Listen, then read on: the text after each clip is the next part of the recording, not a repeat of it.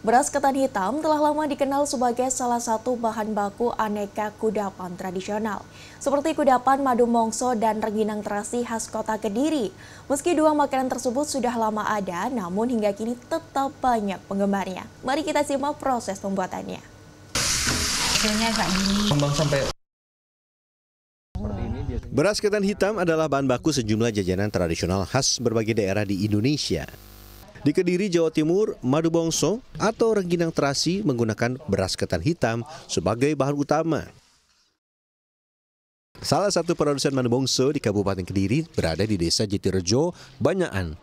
Beras ketan yang telah direndam selama 2 jam kemudian dikukus hingga setengah matang. Ingat, ketan ireng yang sudah setengah matang kemudian direndam dengan air panas selama 20 menit hingga airnya berkurang.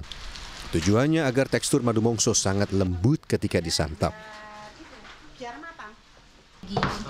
Proses kukus yang kedua. Kukus kembali ketan ireng yang direndam hingga matang. Proses fermentasi memakan waktu selama 2 hari. Sambil menunggu, ada 2 bahan utama lain untuk membuat madu bongso, yaitu santan kelapa dan gula kelapa. Sebelum digunakan, santan kelapa sari yang pertama atau yang bertekstur kental dimasak selama 3 jam hingga mengeluarkan minyak. Setelah itu, masak santan yang sudah mengeluarkan minyak bersama gula kelapa cair hingga mendidih.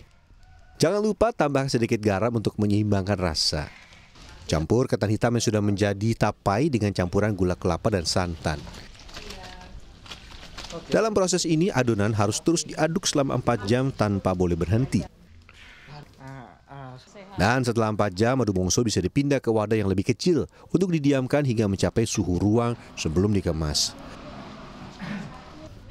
Madu bongso buatan Desa Jatirejo dijual mulai dari Rp25.000 per kilogram. Di Kabupaten Kediri, rengginang menjadi salah satu jajanan lokal yang dilestarikan. Salah satunya Umi Asih. Setiap hari Umi Asih mengolah 150-200 kg beras ketan hitam dan putih menjadi rengginang. Proses pencetakan dilakukan saat ketan masih panas, karena kalau sudah dingin, ketan ini sulit untuk dibentuk.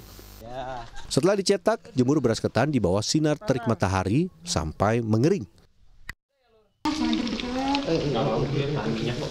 Ada tips menggoreng rengginang agar mekar maksimal. Nah, usahakan bagian rengginang yang datar berada di bagian atas ketika digoreng dengan minyak panas. Ini akan membuat rengginang mengembang maksimal 2-3 kali lipat dari bentuk awal. Hasilnya kayak gini.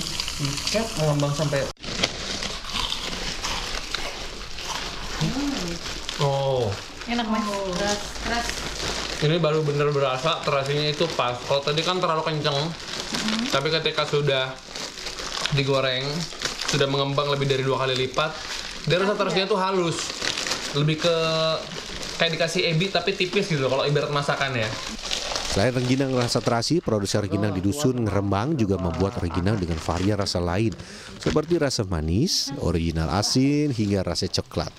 Harga jualnya juga tergolong ramah di kantong, sekitar Rp20.000 setiap kilogram rengginang yang siap digoreng. Rian Fernando, Dwi Agung Muldiarto, Kediri, Jawa Timur.